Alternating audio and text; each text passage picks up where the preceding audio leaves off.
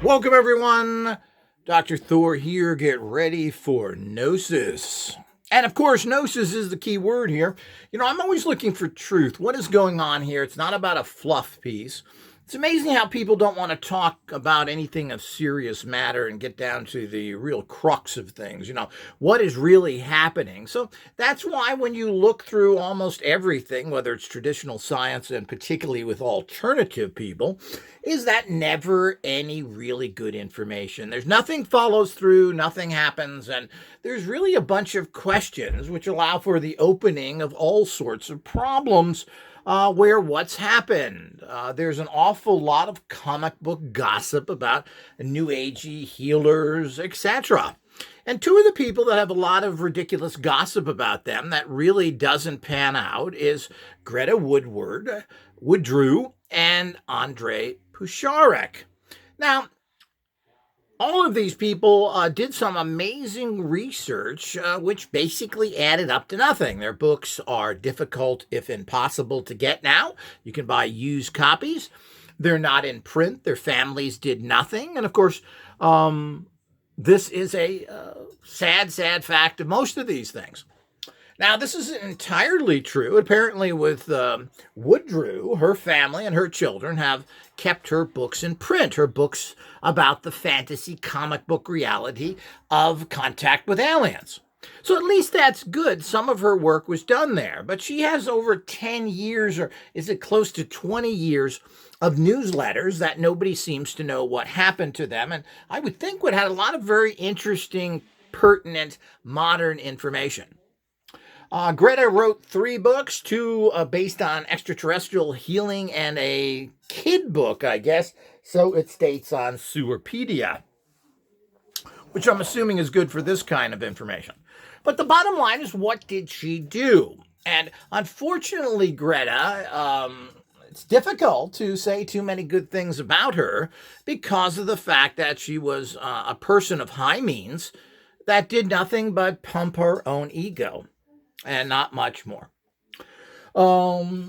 She really left nothing, did nothing when she was alive to any great degree, except saying how great she was and go to tea parties with rich people, while claiming that she was some great contact with some extraterrestrials who never ever show up, and that's where they all happen. And the unfortunate part is Andrija Puharich, who was a genius in his own way, but a very bad businessman, and couldn't put anything together very well. So there was all sorts of problems ultimately, and he didn't leave much. He wasn't smart enough to get some products going, even though apparently he had some good money, at least at certain times. In the end, when he died at a very young age, and that's where all of this comes down to, I recently did some more research on them just to check their age of death. And this is always very interesting to look at because I've been tracing this for years with radionic practitioners, and radionic practitioners tend to all die in their late 60s, middle to late 60s, including Albert Abrams, the quasi-inventor of radionics. Actually, the electric reaction of Abrams is what he called it, naming it out like a typical scientist. I name it that for myself, Levy. So the whole idea is that's the usual stuff you get from these egotistical maniacs. So as we move into all these things, we run into these problems. So now, Puharich is interesting on many. Puharich was the person who kind of discovered Uri Geller and brought him to prominence with a best-selling book that he wrote on Uri Geller. And I read that book, and it's very interesting. I've read all the books on Puharich. His Dutch wife wrote a book on him. I believe it was his second wife. I don't know if second wife or whatever. He's married a few times. Who's basically a very low-level woman, but who are you going to marry? You're not there for the intellectual discussions that you get with a woman. So the whole idea is that these kind of things that go on are a serious matter that everyone has to look into. So she wrote about it, talked about him, where he tended to have huge amounts of money at one time. Nobody knew where it come from. Of course, he was gone all the time. You're constantly researching. You're going different places. I mean, this is very typical of busy people. But it certainly tends to be very difficult on relationships, especially when you marry very common women who really don't do anything. So, and of course, if you marry a woman who is a researcher or something else, well, again, maybe there's conflicts, maybe they're too busy. So it becomes all these problems and vice versa. So they all complain that, of course, he was gone too much and they wanted him sitting there reading Mad Magazine and watching the Beverly Hillbillies with them, eating frikadellen in Hollandland. So the whole idea is it's a really low-level thing, and of course, males, because of their sex drive, are kind of forced to have some sort of mate. Women don't really care, so they think of things in a very childish manner. So, so the reality of it, that Puharich is a very interesting guy, but with all of his genius, he was also extremely stupid. Made lots of errors, didn't document things as well as he should have. As far as we know, certainly instead of investing in all sorts of recording equipment, audio tapes, videos, etc., which you got to remember, we're all, and you're looking at it right here, you're looking at a actual video here that is made for free, that can be uploaded anywhere. This is new, people. Cell phone cameras have only really been good maybe for 5 years. Before that, cameras were pretty good, but they were expensive. They were in certain formats that couldn't be uploaded well. I mean, we should go on and on. People don't understand. And this isn't, 1950 when all this, the developments we're using today, including the internet, phone technology, low-cost photography, is really only happened in the last probably 10 years, where it's got down to be affordable and high quality. And that's what time gives you. But there certainly was always digital photography. There were always video cameras, and they were always very expensive. Things like the VCR, which was a big thing when it came out, were $800 to $1,200 50 years ago, 40, 50, 30, whenever those came out. And then, of course, things moved over to DVDs using a completely new technology. Video cameras pretty much worked on electromagnetics, while DVDs are a printed disc, allowing them to be printed out very cheaply, and were basically photon-based lights. So all of this is part and parcel of the reality that is out there, and we have to understand that. So people think when they use things, and if you're not really 40 years old and older, you really don't know what's going on in terms of perceiving things. You just expect it that way. It's just like finding information was very difficult. When I started in the 80s seeking information in a large way through a research organization that I formed into metaphysics, magic, etc., it was very difficult, and you sought information all over the world with a postage stamp. Can you believe that, people? You would send people letters and request information, and then weeks or months later, you may get something back or may not. A lot of organizations, particularly in Europe, etc., and in Britain, they didn't want to pay for postage to you. They figured you weren't a serious buyer, etc. It just cost too much. They had little things called international reply coupons, which were worth usually around 80 pence, 100 pence, I don't know. And you could buy these at the post office, and few people even know about this in the United States, send them to somebody in a foreign land, and they could turn those in for the cash. That way they didn't have to pay for the stamp, etc. You would have to get an international money order. No, there's no PayPal, baby. And this would cost you $5 or $10. I forget exactly what it was, to send it international. And you could then pretty much cash the postal money order at most countries. I mean, you're dealing with places like Canada and Europe. I remember when I took my stuff to my local Bank of America, with a Canadian money order, that they said, well, this is going to cost you $10 to process. We have to process it by hand. The kind of stuff to do for international funds. And this was in the 90s, by the way, people, not the 80s, not the 70s, and into the early 2000s, I believe. And of course, this is why organizations like PayPal did so well. An organization that was founded by certain people, and that was not Elon Musk, who pushed his way in with money and was quickly thrown out because of ignorance. So the whole idea is that these are the things that people don't quite understand. So it was a momentous job, and you'd have to hunt through many places, university libraries, you go to used bookstores, hoping you could find something unusual because, you didn't have Amazon. They didn't have reprint houses. There was no internet to hunt things up on. So I don't want to diverge too much, but, I keep repeating things like this because I think, as I said, anybody under 40 don't get it. So now we have the opposite. We have a glut of information, and 99% of it is just garbage. So it was much easier to do things now. You can digitalize things. You can sell them digitalized. It's so easy, and these can be moved around the world.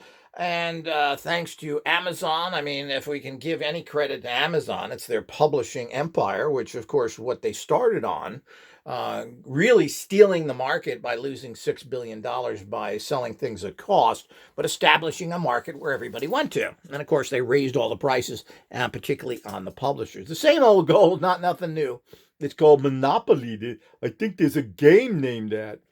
So the whole idea is that this is what happened out there. So while Andrija Puharich was certainly a very advanced medical doctor, he had a medical degree. He was not some PhD. He was not had a doctorate in something else, which I have. But the point is that just shows that you're highly educated, but there's not a physical reality. You put together dissertations, write books, etc., and you get qualified that way. But when you actually get out there, and you go to medical school, and I don't know if he got through the military, however he got into medical school, because he didn't come from a good family.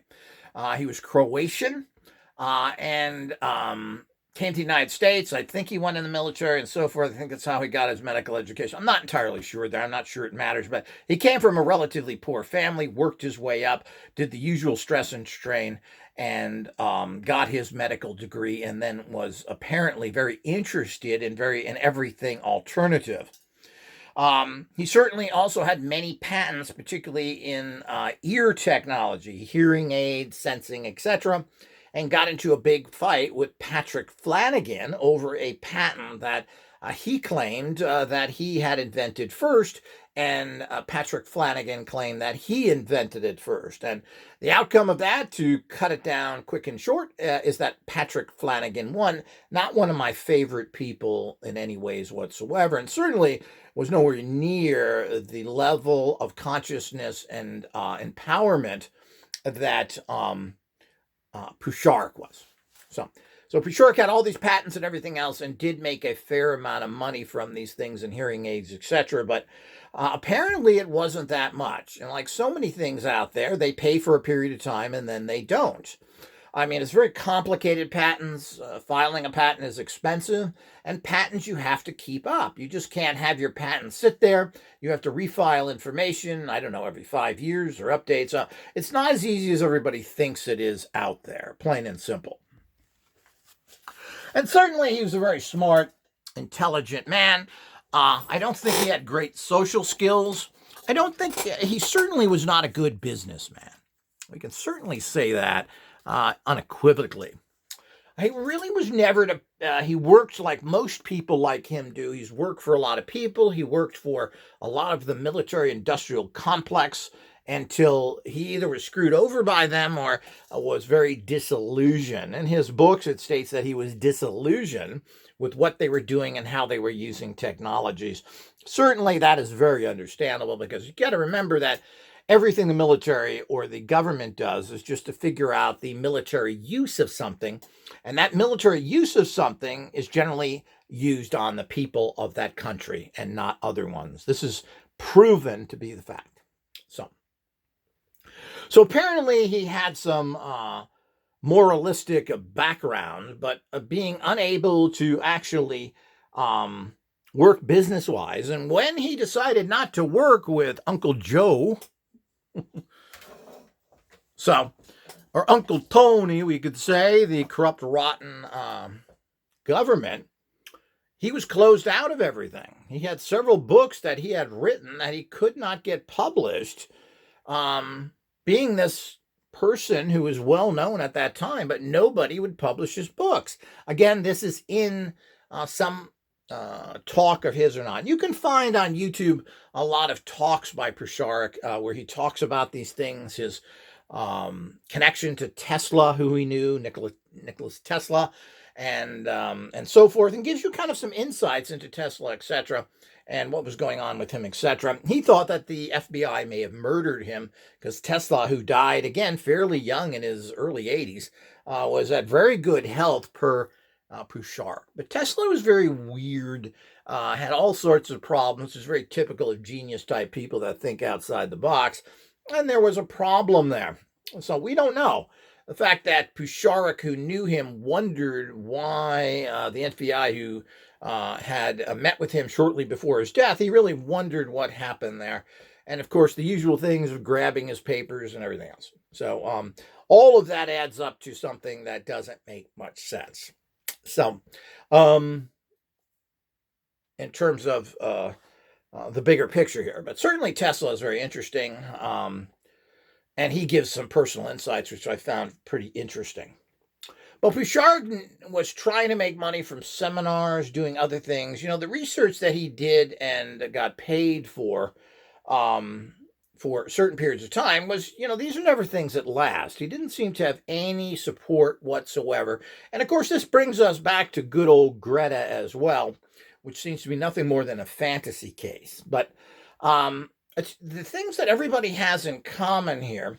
So, Puharich has been criticized for his actual research many times. I find that hard to believe. It's just another way for the dumb bunkers to attack someone, and the cowardice people that are just about every person who's in alternative realities are nothing more than the lowest level cowards. I mean, they don't stand up to anybody. They think that getting information out there is enough and never to confront your critics because they're all cowards. So I still have yet to meet anybody who isn't. This is loaded in all the different organizations out there and the people that are in them that claim to be alternative. And I claim that they're not. They're government-run organizations. It's pretty obvious if you just watch the people involved in there. And none of these organizations have people that are have any kind of level of really serious intelligence, regardless of their dumbademia certificates. Most of them are PE teachers, and of that high school PE teachers that claim they're physicists. But the whole idea is that this is the kind of stuff you run into. So Puharich claimed some amazing results from a lot of people who were considered to be pretty low level, and but he claimed that he got amazing results from people who were discredited. I won't go into different names here that will be here forever. He did a lot of research. He had people live with him, and he was sponsored by, I believe it was the Reynolds Aluminum wrap company. There was a person there who was very much into this, and of course had a fortune of money, but was very old. And he lived at his estate there, which he was given to use indefinitely. But the problem is when someone dies, you have a verbal contract with somebody, and that's written on the ice. So it's worthless. And nobody seems to be smart enough to get anything in writing and to say, look, I really appreciate what you're doing, but we have to put this in writing so we all feel kind of secure here. And, you're not exactly what is the term, spring chicken? Does that date me? So the whole idea is that you're not here. So this never happens, which shows, again, the poor business reality that Puharich had. And this goes throughout his entire life. He found the importance of the 8 hertz generators and the frequency in general, which he did. Here's an 8 hertz watch. Here's an 8 hertz pure energy using tube amps. Can't get any better 8 hertz than that. He found the benefits of this, but was unable really to put together any kind of industries. Now, he did start off with some sort of watches. Very similar to this, but I don't know if any of them out there are still produced or what's going on, because they don't really bear his name or anything else. He was working with the Tesla company, Guess what? Tesla makes these, but had a falling out with them, claiming it was a quality issue, which I don't believe. I think the issue was the fact that there was business issues and he wasn't getting out of it what he wanted, so he separated from them. Very bad business, and he should have had a strong contract that stated all this stuff. But let's face it, this guy is not a businessman, and he wasn't able to hook up with people to take care of. It's not even a businessman thing. It's doing things right, consulting with professionals, getting attorneys involved to write contracts up so they cover these things at least to a kindergarten degree. But being caught virtually homeless when Reynolds died, being thrown out on the street, where he claimed that all he had for was support was his Social Security. He had no other money coming in. This is what he put in legal documents. Now, I don't know if that's true or not, but all the royalties, all the other stuff that everybody else is living off of, well, he didn't write very many commercial books. He didn't put together products. And as I've mentioned, some of that was the fact that he was blacklisted.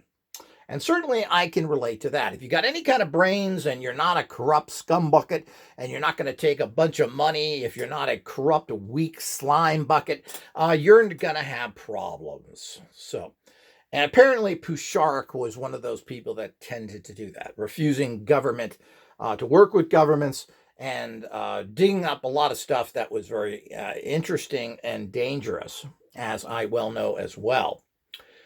So Puharich was very, very interesting when it comes to this. And as I said, he's criticized, and I find that hard to believe that he was unable to do psychic tests. Now, it has been stated by a lot of people that were tested by him that these were very difficult tests. That Puharich would wake people up at 4 o'clock in the morning, put them through tests and other things, so they weren't prepared. They couldn't stage anything, etc.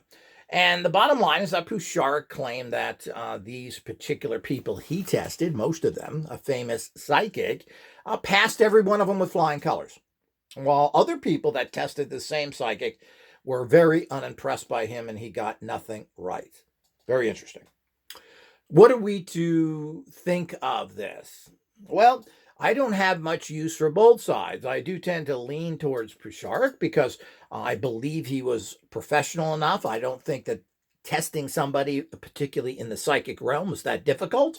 And they either get it right or they don't. It's fairly black and white with a lot of things, particularly when it comes down. And, they've said this about everybody. And, the biggest... now, Puharich was the one who discovered Uri Geller. And Uri Geller was tested extremely well by SRI. Again, very professional, military-connected people, which filmed everything and even had magician backgrounds. Russell Targ was an amateur magician. So he knew if somebody was playing games, or at least knew what to look for, while so many other people can be much more easily tricked. I mean, stage magic is fascinating because it's so damn tricky. It's hard to figure out what's going on. That's what makes it so interesting, and while magicians are some of the highest paid entertainers on the planet. We need to understand all that. So when we get into that, we have to look at, but what is another thread connecting Uri Geller, Puharich, and Greta Woodrew? Well, it's extraterrestrials. Part of this is that this was the big thing to say at the time that gave you credibility. If you say you're talking to ghosts and spirits, or you're a witch or other, well, you had no credibility. Psychics in general haven't had much credibility either. Where did you get this, and how come I don't have it? Where did you get it from? Well, a little green guy popped up in my room, a spirit from the Gugu land. And, all these stories have this same mystical angle to it, that they got some empowerment from some entity they met. I mean, Gardner, the famous Wiccan writer, claimed he met somebody in the Old Forest or New Forest. Everybody's got stories like this to give it a mystical spin, where I don't believe any of it. You generally get stuff by studying something and getting kind of messages out of the blue. So if you study something, you're kind of going to figure out a better way of doing it. Does that come from you or from outside influences or inspiration?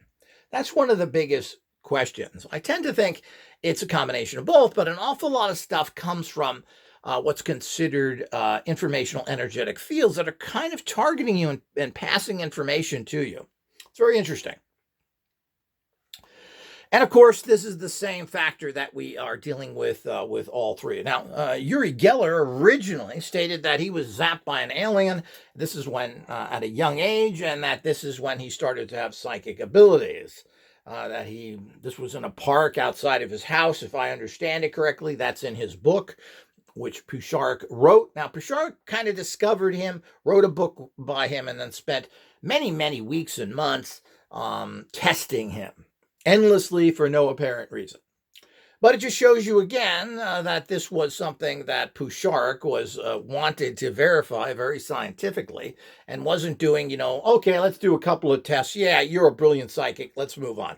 No, this was done over weeks and months and hours every day, which of course is misunderstood. That's not the way to test psychic people, but that's the way it was done back then. So he certainly did that, and that's talked about by Geller and others of how this was quite annoying because Puharich wasn't paying him a penny, yet he was taking 6, 7, 8 hours a day away from him. And Puharich at this particular time apparently was rolling in dough, lots of money, and didn't give Geller a penny from what I understand. Now, I'm not entirely sure of this, but certainly seems to be it, and this is what Geller finally broke away from him, stating that, hey, look, I don't have the time to do this. I have to make money. So the whole idea is that that's right. The world is ran by money, and since the rich dudes out there like Puharich at the time and other people like Woodrew weren't opening their pockets to support anybody. They were supporting themselves in a very egotistical manner. So the whole idea is that it certainly didn't happen. And we'll get into this and the reality that goes on here, particularly with Woodrew and Puharich. Now, the bottom line is that was he a bad researcher? His books were suppressed. He had several books. His personal family never published these. There's one free online you can find. Apparently, he has boxes and boxes of papers out there that could be reprinted. But, I'm so shocked of how incompetent and careless the family members, the children, etc., are in general, how they don't want to do anything to further on. Apparently, it's like everything else. I mean, you may be married to the most beautiful woman on the planet, and everybody would think that, geez, this, what is it? I think it was Carmen Electra and some rock band guy. Of course, good choice, Carmen. Marry a rock band singer. He'll be faithful to you.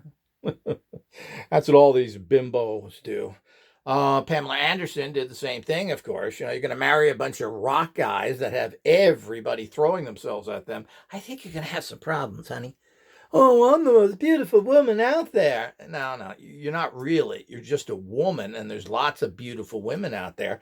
And after a couple of rolls in the hay, you're not anything special, honey. So the whole idea, and that goes with all of them, or all women in general. So the whole idea is that nobody is special, whether they're men or women, when it comes to anything. Everything that is new and different is exciting, and that ain't a relationship. So the whole idea is that this is the reality of it. So Carmen Electra found out that her husband was cheating on her. Some people would say that she was one of the most beautiful women alive. So apparently he even took Viagra on his honeymoon, where you would think, would you need that with a beautiful woman? Well, I guess, you want to, more is better. Isn't that what everybody thinks? So the whole idea is these are the kind of things that happen that people don't quite understand. So the bottom line here is that when you start looking at these cases, all sorts of strange things happen. So Uri Geller, of course, I believe, was horribly misused by Puharich by forcing him to prove his abilities, that he was doing some shows back then to make money. That's what you do. Magicians do this, and it's perfectly okay. But if you're a psychic and maybe throw in a few tricks, you're a terrible. Yeah. So the whole idea is Puharich wasn't paying him a nickel, from what I could say. That's what the books say, because Geller complained about this, and there was no extent by Puharich to say, well, gee, I was paying him. No, that's not in his books. As a matter of fact, Puharich said that he didn't like Geller's attitude, that he was kind of a little nasty guy because he didn't want to be used and abused. Puharich, did you do anything for free? Yeah, well, I don't think you did anything for free unless you had to, because nobody would pay you.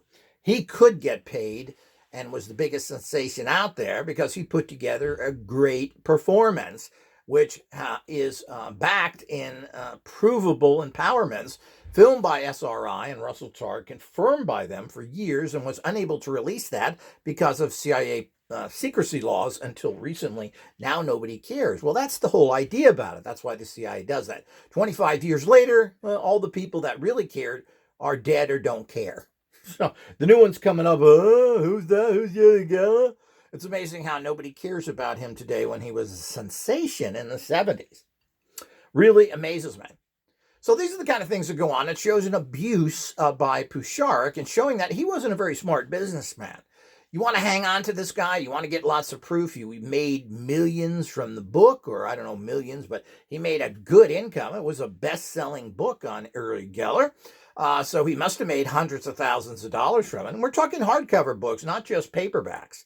So he made a lot of money here. I'm not sure who got what or where, or whether Geller got some of that or not. Something tells me that Puharich kept the dough for himself, but I don't know that. This is one of the problems with Puharich, and we have to be very clear about that.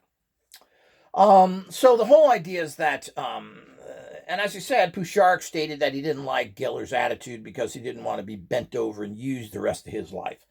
That he wanted to go out and, he didn't have a lot of money. He came from a relatively low level, you could say poor family, and he wanted to make a living. Well, why not? Penn and Teller's, they're worth $300 million, that group of goofs.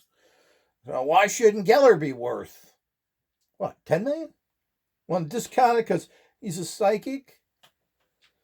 For the scum out there. And of course, we go on and on to look at that. So we can certainly confirm that Puharich was a very bad businessman. He had no contracts. He grabbed an opportunity of a free place to stay. But, the rich do this all the time, and they will abuse you. If they're really serious, they will commit to you in a contract which he didn't have. He apparently didn't do too well with the registering of his patents and other things for basically the government agent, or at least certainly affiliated with the government. Patrick Flanagan went in there and pulled the old switcheroo. Now, we all know that Patrick Flanagan worked for the federal government and was heavily involved with them and wasn't in the outs with them. And it did a lot of very questionable stuff, which I've talked about him before and won't go over again. But certainly wasn't smart enough to cover his proverbial butt, so that he made sure he made the money from that device, which I'm assuming paid a lot of money, some hearing aid or whatever. And this is where the vibrational bone energy comes that is now used a lot. Well, apparently Puharich was the one who discovered that, and I don't know, and apparently at a similar or same time, others discovered it as well. So we have to keep that in mind as well. Who knows who was the first to do what? As you said, I'm not a great fan of Flanagan at all. I don't really like the guy. He seems to be nothing more than a huckster, even though apparently he has some scientific background. It doesn't make you good. And it doesn't mean that your science is great. He contributed everything to water so he could make a product from Hunza, when there is not really that connection at all to Hunza. So it's kind of very much down the ladder, including the Hunzans doing animal sacrifice to live longer, being pagan type, whatever. I don't know if they're Buddhists. Buddhists generally don't kill animals. I'm not sure what's going on there, but very strange stories. And all of these things tangle and weave into a web of darkness and deceit by these people. And nobody wants to hear it because they're part of the darkness and deceit. These gym teacher types.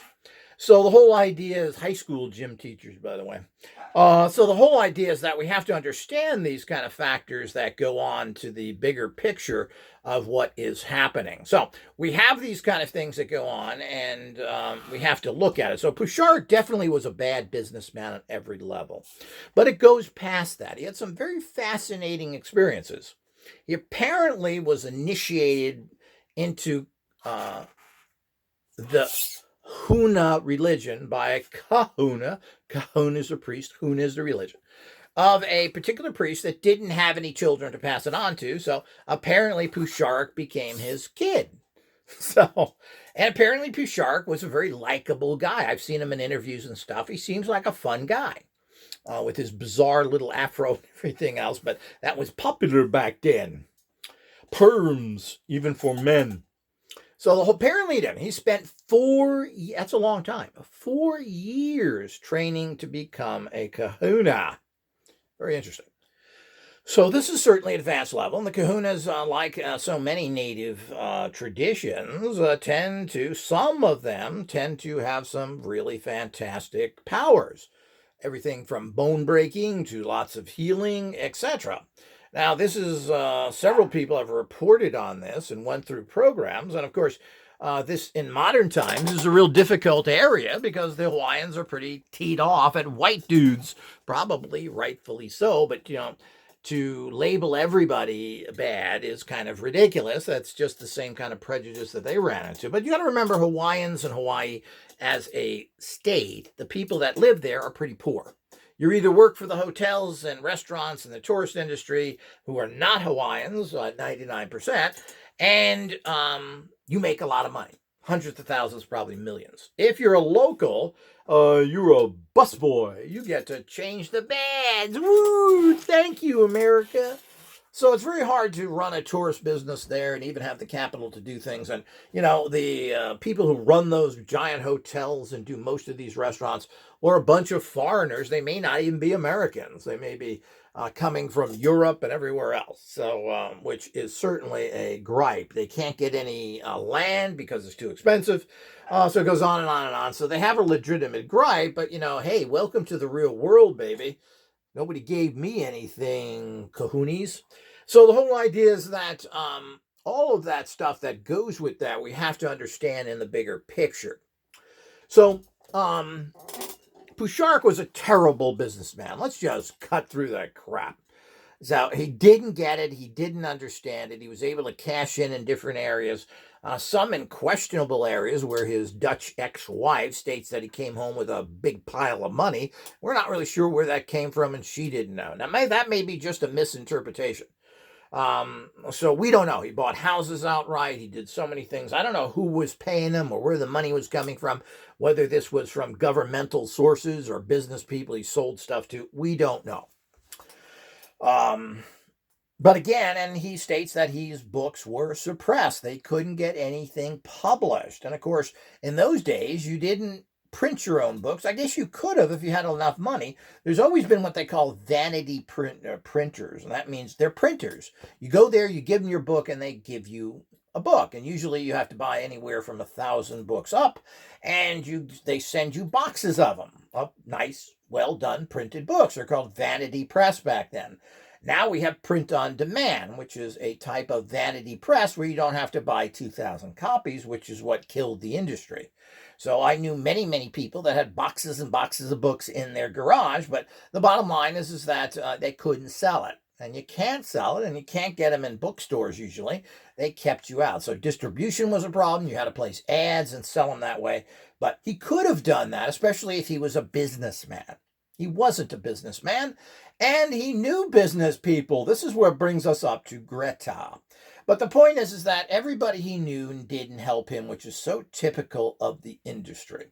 And life in general, I guess you could say. But people who claim to be enlightened and talking to Joe Aliens, Mr. Gray Man with the big eyes, all the things generally tend to be some of the worst people out there.